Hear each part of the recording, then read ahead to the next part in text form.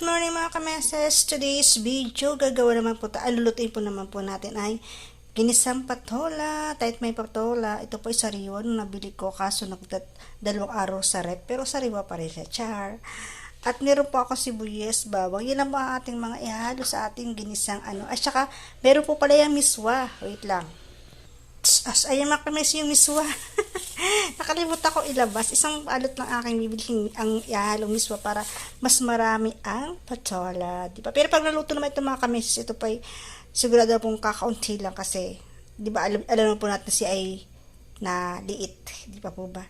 Kasi siya ay may sariling tubig. Di po ba mga kameses?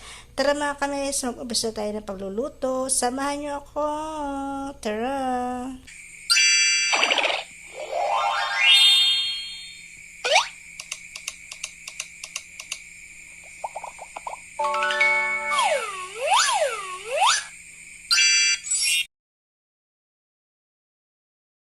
Okay mga kameses, sa kawali po, ilalagay po natin muna ang taba ng yan po ay yung taba ng manok. Tinanggal-tanggal ko yung kaunti para ayoko po may taba-taba yung manok. Tutunawin ko lang po maayat para po sa ating paggigisa. Ano po mga kameses?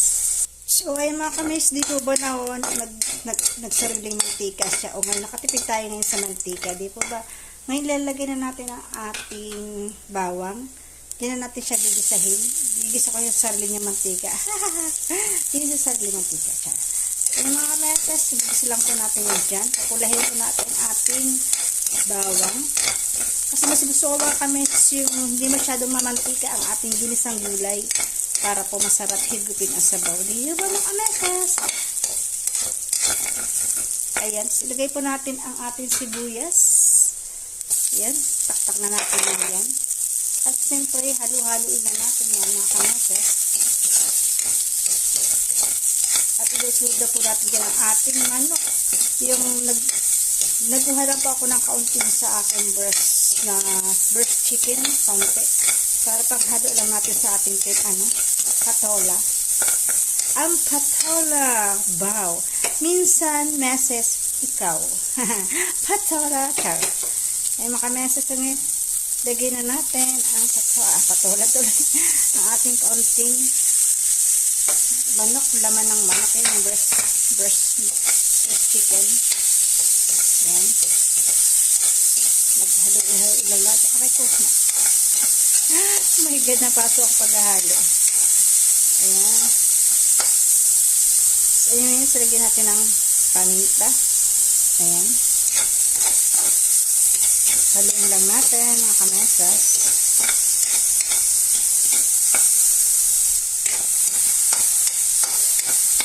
Ngayon mga kameses, ilalagay natin ang ating pampalasa at ilalagay natin ang ating patola.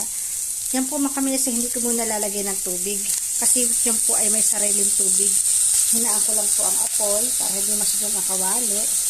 Kasi yan po ay pag tinakpang ko, lalabas po ang kanyang sariling tubig. Ano po mga kameses? Para matatansya natin kung ilang tasa po ilalagay natin tubig pag yung kanyang sariling tubig. So, ay mga kames, na ilagay na natin ating pato. Tatakpan na lang muna natin siya mga kameses. Takpan na lang muna natin siya. Natin lumabas ang kanyang sariling tubig. So, ay mga kames, tingnan natin. Ayan meses. Medyo naglabas-labas na yung kanyang tubig. Ngayon, add muna natin ang ating water. 1 cup lang nilagay ko mga kameses. Pero para ako yung nakukulangan, dagdagan ko kayo ng mga kalahati. Kalahati lang. Ayan. Tapos pakuluan lang natin siya meses ha. Tapos balikan natin siya. Okay mga kameses. Tignan ulit natin ating. Kumukulo na. Why dumami yung tubig niya. Siyempre ilagay na natin ating sinasabi. Laging hinahanap sa akin ng sarlayo na pampalasa. Sarlayo, tingnan mo. Nakita, nilagay ko na ha. Haluin lang po natin mga kameses. Wow, sarap. Yummy, yummy na. Maya-maya ilalagay na natin ating miswa. O, diba? Ayan, haluin lang muna natin yung mga kameses. Ganyan. Tikman natin kung tama na sa ating panlasa.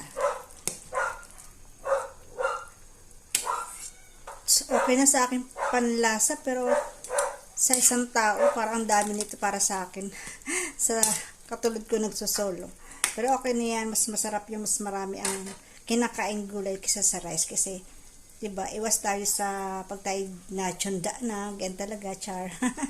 Tanda talaga, o hindi, oy. So, ayan mga kames, ilagay na natin ang ating miswa.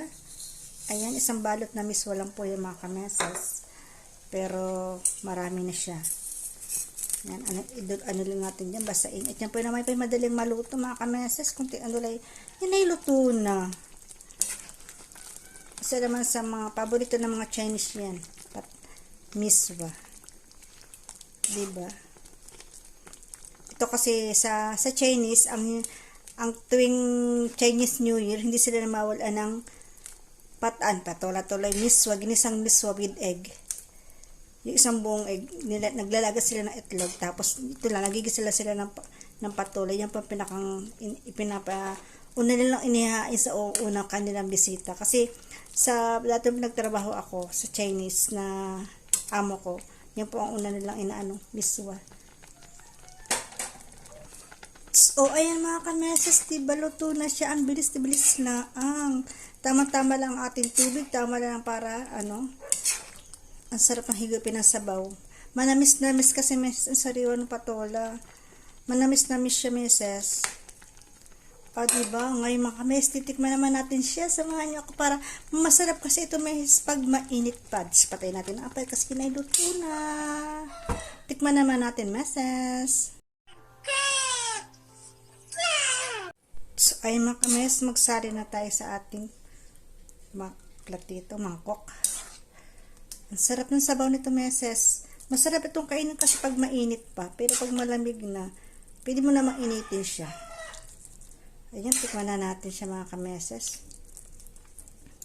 Wow, yummy. O diba, sobra-sobra sa akin to eh. Meron pa akong pang meriendahan. Papaano siya. Ito lang ano ko sa merienda. Wow, pwede na to. Diba? Tikman muna natin tong aking luto. Sige natin. Ay, mainit. Mainit. Ayan. May kutsara na. Diba? Ang sarap meses. Kumakain ba kayo nito? Diba? Yan, tikman na natin kung talagang masarap. A few moments later. Okay mga kames, tikman na natin kung talagang masarap. Diba? Uy, may lumilipad. Tikman natin yung sabaw kung talagang masarap siya. Tama-tama lang mes ang aking panglasa. Wow, ang sarap. Tikman natin ang patola.